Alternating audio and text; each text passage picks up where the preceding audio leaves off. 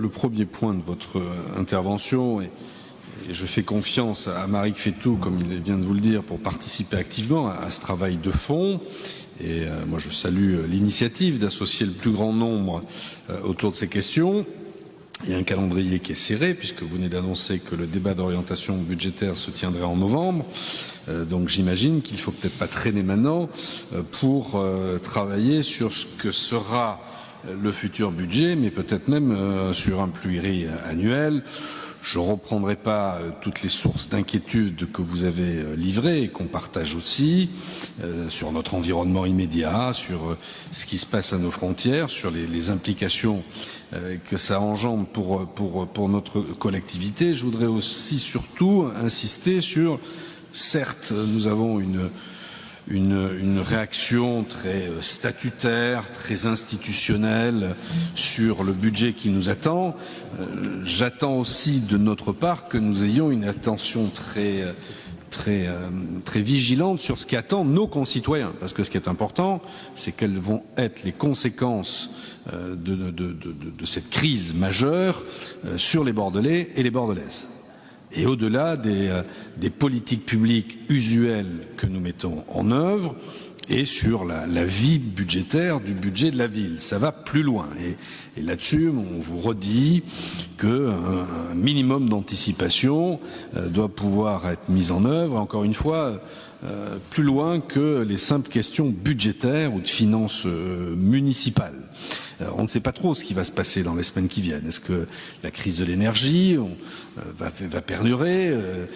Est-ce que le prix des matières premières va continuer à augmenter massivement? Que va-t-il se passer sur le front de l'emploi?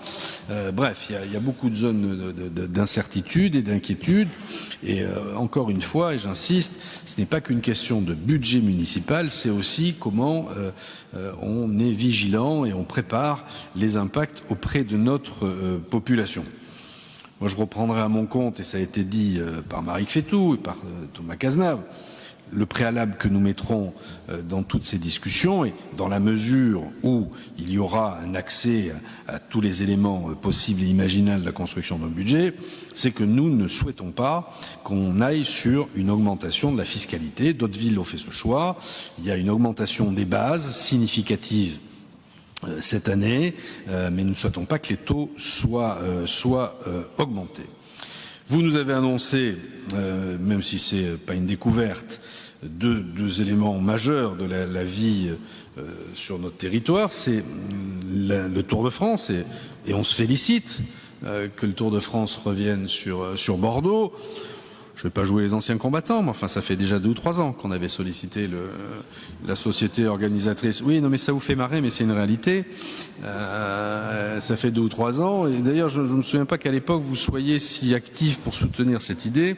Mais tant mieux. Moi, je me félicite que le Tour de France revienne sur Bordeaux.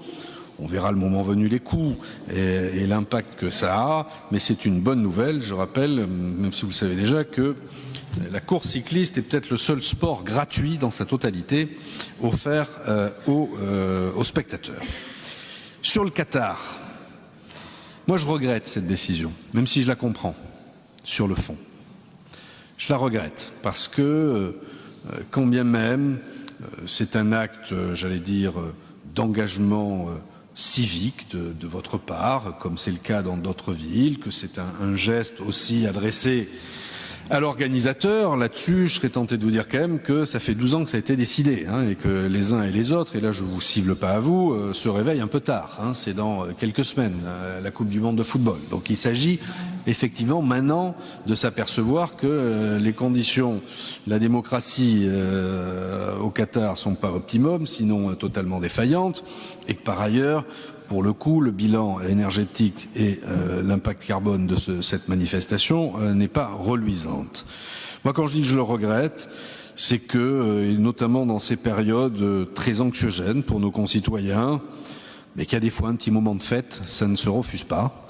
Alors je ne dis pas d'installer une fan zone, mais ne prenez pas un engagement définitif. Il suffirait que notre belle équipe de France soit aux portes de la finale, où joue les demi-finales ou les quarts de finale. Je pense qu'on pourrait revoir votre position sans avaler votre chapeau s'agissant du message adressé à l'organisateur. Je fais totalement la part des choses. S'agissant des coûts, bon, ben voilà, c'est un événement exceptionnel.